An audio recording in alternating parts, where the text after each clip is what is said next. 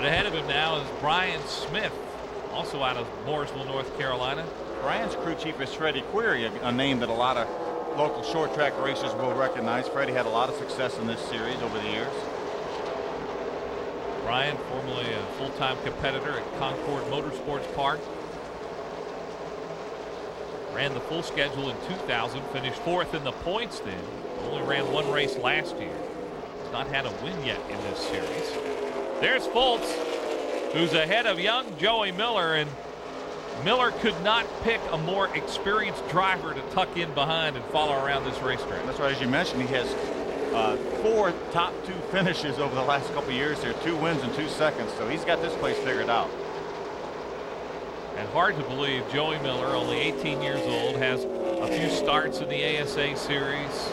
As Glenn told you, had to go down and prove himself more or less down at Texas to come here and qualify to run in this big track here at Kentucky. We've got Joey Miller, 18 years old. Eric Darnell's 20 years old, so there's a lot of good youth in this series.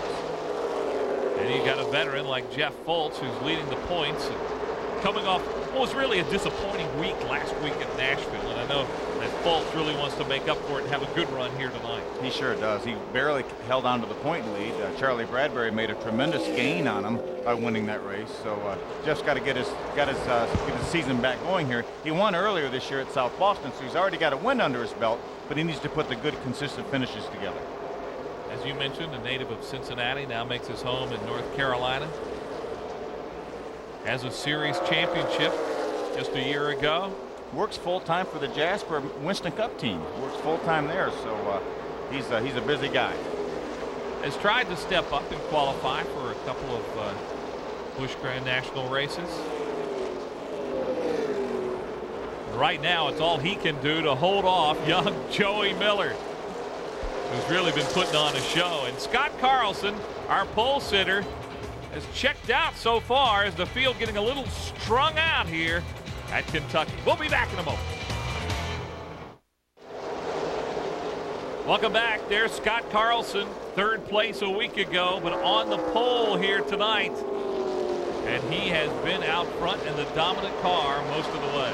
Good looking car. Advanced Construction Services is the sponsor in that car, that Pontiac.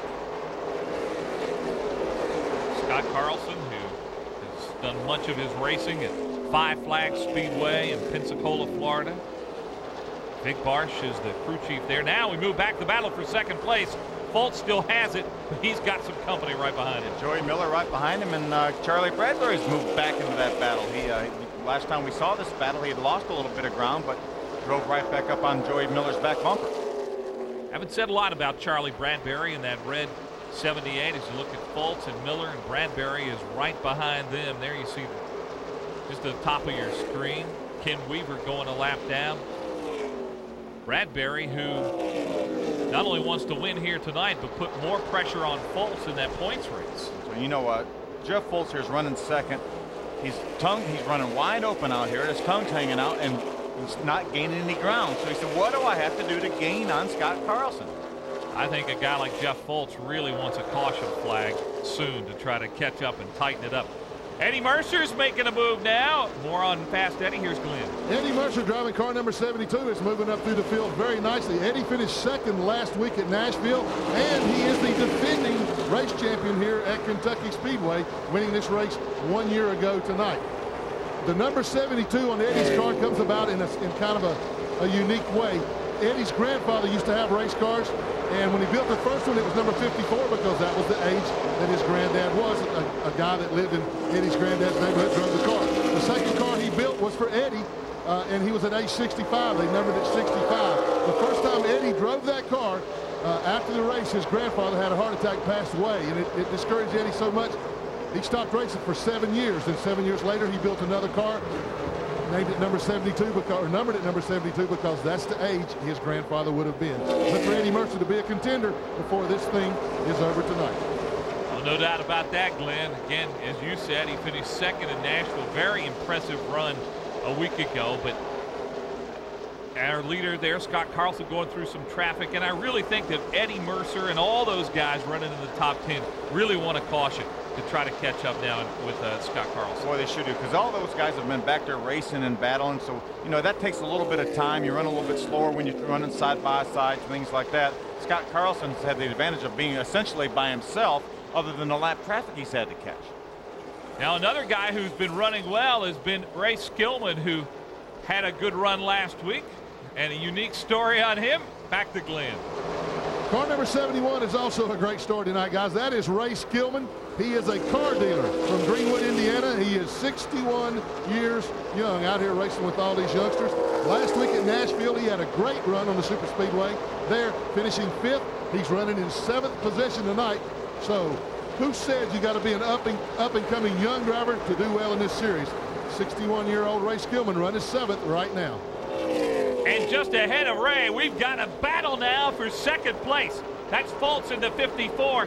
And in the middle there, that is Joey Miller. Lap car is Mason in the 55. Rodeman set to go a lap down is ahead of them. But Fultz and young 18-year-old Joey Miller battling for 2nd place. What a great run on the outside there. Do a little contact there, Jeff Fultz and Joey Miller. Fultz was running 2nd earlier. Miller's trying to take it back away from him. I'm so impressed with Joey Miller. Fultz, a veteran, a couple of wins here, has led more laps on this track than any other driver, and Miller not intimidated at all. Fultz going to use the 00 of David Ruderman for a pick, or he's going to try to get on the inside of him. Let's take a look. We saw a little contact on the backstretch a while ago. Let's take a look at it, Mike. Coming off the corner there, you see Fultz on the inside, just barely. Incidental contact. Yeah, and I thought that was a veteran move on the part of Fultz to use that 00 as a pick, as you said. Absolutely. Charlie Bradbury, now he's stuck behind David Ruderman. And remember, David Ruderman's got a good car. He just had to start from the very back of the field because he had problems earlier that Glenn documented. So he's not a slow car. He's gone a lap down, but he's not necessarily a slow car. You know, we talked about no caution so far in this race, and one thing that has caused to happen is the number of cars on the lead lap have started to dwindle down. As you take a look at Scott Carlson, a couple of wins in this series. There are only 9 cars now on the lead lap. That's incredible. You look at Scott Carlson's car, that front air dam, which is so critical. It's right down on the bottom of the racetrack. He really has a great body on that race car. Battle for 5th place. That's Fast Eddie Mercer, the 72, and that Glenn Jarrett explained to you the reasons behind it. Wilkinson ahead of him in the 59. Wilkinson, a rookie in this series, but really a veteran race car driver with all kinds of experience.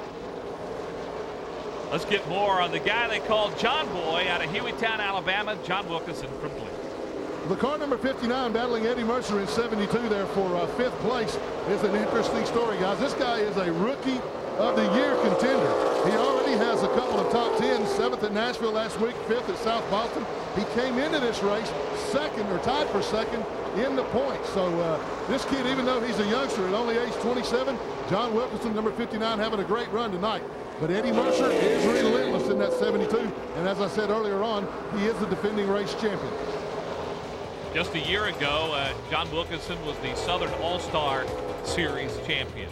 Here, Scott Carlson leads at Kentucky after 48 laps.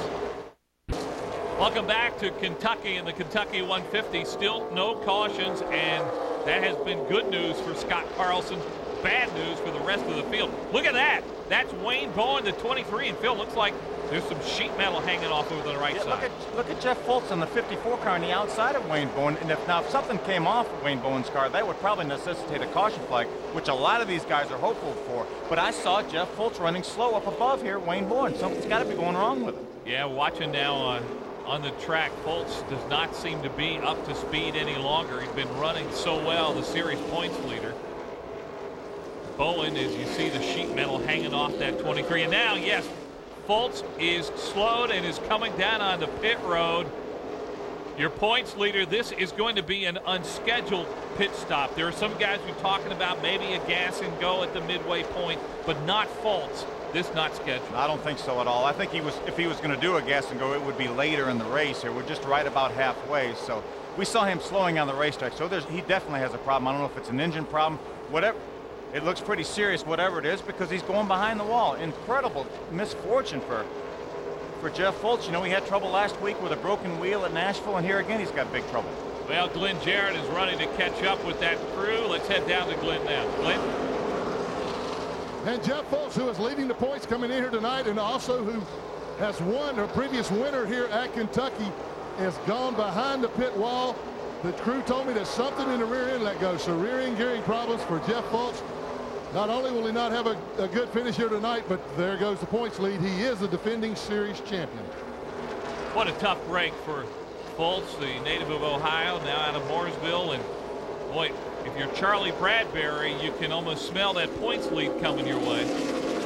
Battle for fourth place here. Mercer has it, now ahead of Wilkinson. Yeah, these guys have been fighting here for the last number of laps. You know, you talk about a rear end problem. These guys have to run quick change rear ends here. Most of the Winston Cup Busch cars and trucks run a 9-inch Ford rear end. These things will probably generate a little bit more heat because there's actually a ring and pinion plus another set of spur gears. So they have a little more heat probably than a 9-inch Ford would run. If you don't have a real good cooler, that could cause some problems on a fast racetrack like this. But Jeff Fultz has, you know, works at a Winston Cup shop, so I know he's got the right stuff in his car, but nonetheless, he's got a problem. And again, a tough break. You just saw Wilkinson take that position away. Skillman also getting by Eddie Mercer. Boy, these guys could not tell you how badly they want a caution flag to come down, cool off those cars just a little bit, and catch up with the leader, Carlson. There's Smith. And we told you about the youngster from the Midwest, Eric Darnell. It's the battle for seventh place. I think these guys have been running nose to tail for the last 30 or 40 laps. Last time we saw them, they were nose to tail again, Brian Smith and Eric Darnell. And as you mentioned, Phil, these guys are running, holding that throttle wide open all around this racetrack. So there's only so much you can do. That's right. And they're running together, so I think that's probably a little bit of an advantage because, again, we've talked about the draft so much. So they're actually running faster together than they would be by themselves. And again, a lot of these cars desperate now just to stay on the lead lap. A couple cars have gone a lap down. That's the battle for 11th place. Rudeman and Mason. Mason in the 55 is a rookie out of Birmingham, Alabama, and Rudeman second in the points a year ago. John Wilkinson, the 59 on the outside trying to get by him. It's also Stanley Smith on the inside in that battle for 11th. And there's Ray Skillman, the 71 car. He's actually battling John Wilkinson. Right. The three of those cars are, oh my! Two of them get together, Smith and Skillman, and that really holds up Skillman as Stanley Smith in the 49 and Skillman in the 71 got together. And it looked like Stanley didn't really realize that that Ray Skillman was on the outside of him. So great job of driving by both those guys to save those cars. And Wilkinson, the 59 car, ahead of that pack now, and this rookie doing a pretty good job. Stanley Smith, as you saw, saved that car. One car that's dropped back off the pace, Stephen Howard, who won the series opener in Greenville. More on Howard from Glenn Jarrett. Stephen Howard just left the pits. He came in for really an unscheduled pit stop, guys. We were just past halfway here. The guys thought they could go about 75 laps, but Stephen had to come in. They thought that they had a shock going bad. The crew rushed out, checked the shocks, didn't find anything visibly wrong with the shock absorber, but decided that since he was already in and they were past halfway, well within the fuel window, they would go ahead and change all four tires and fill him up with fuel. So if this thing goes green the rest of the way and everybody else has to pit under green, Stephen obviously will make up the difference there and probably wind up with a pretty good finish. He came into the race tonight in 5th place in the points. He already had one win this year at Greenville Pickens Speedway, the first race of the year. Stephen Howard out of Greer, South Carolina. Will that unscheduled pit stop pay off? We'll talk more about it coming up. Welcome back to Kentucky. I'm Mike Hogwood. Phil Parsons alongside Glenn Jarrett on pit road. And that is Scott Carlson, pole sitter, and he has had some night. On pit road, young Joey Miller, 18 years old, has had a great night. We're 70 laps in. Good move? I think so. He knows he has to stop for fuel. They put a little wedge in the car, so he's probably a little bit on the loose side, but just enough fuel to get to the end. They don't want to take all the time to change tires. These guys can put about 5 seconds of fuel in and know they're going to be comfortably able to finish the race. So I think for anybody to change tires right now would be a big mistake because I think you're going to take too much time to do it.